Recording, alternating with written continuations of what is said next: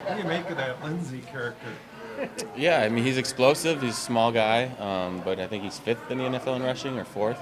So he's obviously been effective, and he's got great burst and speed and acceleration. And he's hit a couple home runs for them this year. So I always got to be aware of where he's at. Is he looking to kick everything out, or will he go up?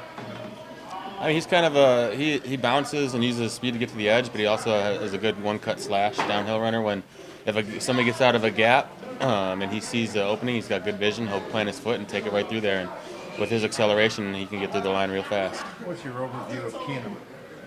I mean, we played him last year. He's a very competitive guy, kind of a little gunslinger. He's throwing the ball before the receivers are breaking quite a lot, so you can tell that they work on their timing a lot over there.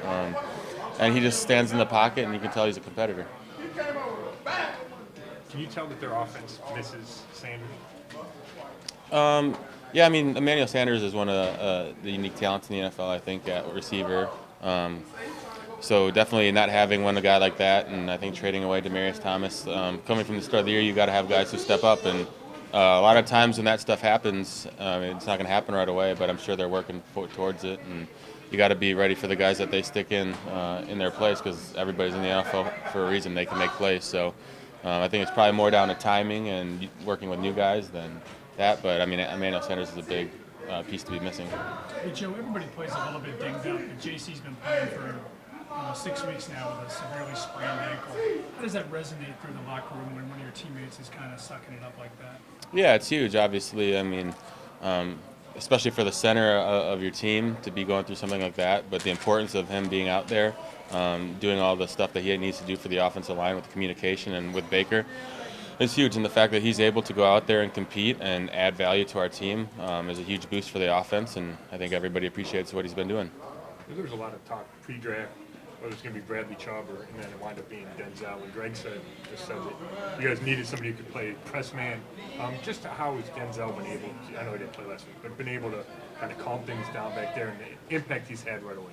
Yeah, it's huge. Obviously, when you can get a guy who can lock down the majority of the receivers in the NFL and you don't have to worry about it, you don't have to send safety help over the top. You can just kind of put him on his island over there and let him do his thing.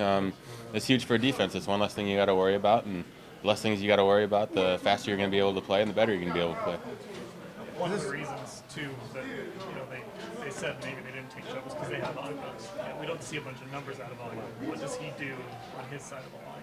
Yeah, I mean, Emmanuel is huge for us as a run defender and pushing and collapsing the pocket versus the pass. Obviously, everybody looks at Miles for the sack numbers, but there's a lot of other things in our defense that the defensive ends and D-line need to do. And Emmanuel does all those things very well. He's very physical.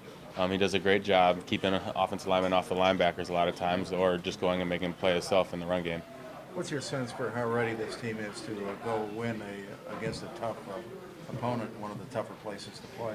Yeah, definitely. I think we won 3 of the last 4.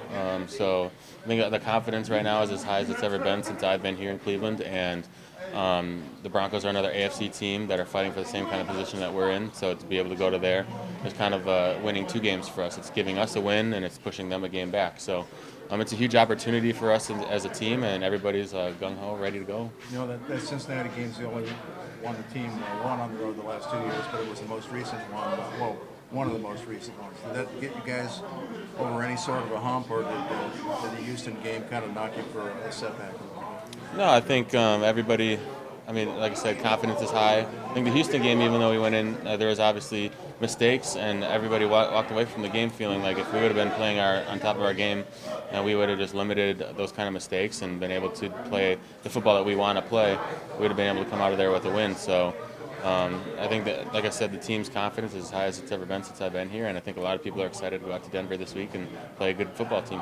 Do you take it upon yourself to throw guys like Agba a little extra praise when you know that they're doing a lot of the dirty work? Oh yeah, I mean, everybody on defense, I think there's a lot of things that people do that even other teams or obviously media don't know the importance of what they're doing play in and play out. And they're making plays, but they're not making the tackle or getting the pick, but they're the ones who cause it. And there's a lot of that going on our team, and Emmanuel is one of the prime examples of a guy who just comes in and does the work, and he has a huge impact for us as a defense and doesn't get a lot of credit for it, but I think the guys in the locker room and on this team really appreciate it and know exactly what he's doing. What do you like about the way Williams is leading this team in the role of head coach? Yeah, I mean, it's the same stuff that we has experienced as a defense the last 2 years. Just the way he's not going to change who he is. He's not going to change how he's going to act.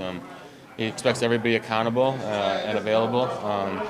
And if you're not going to be accountable and you're not available to play, you're not going to be playing. So he just holds everybody to the same standard, and I think the team's really bought into his emotion, his fiery attitude, and the competitiveness. And I think that's just kind of the stuff that the teams took on, and you can kind of see it showing in practice and on games. We're kind of taking his attitude. So Is he highly organized? I mean, is that a trait that you noticed, or hadn't you really thought about it that way? I mean, I don't really see too much. He is an organized guy, but I don't know how highly organized he would be. What's it like to be Chris Smith's locker neighbor, or Ray? It just seems like there's never a dull moment over there. No, yeah, definitely. There's always something going on. I think Chris is on his. As soon as you get home from practice, Chris is on his cell phone. As you come in the morning, Chris is on his cell phone talking to somebody. So there's always something going on, and there's always people laughing and joking back and forth. So it's a lot of fun over there. They say they can't get you to shut up. Yeah, exactly.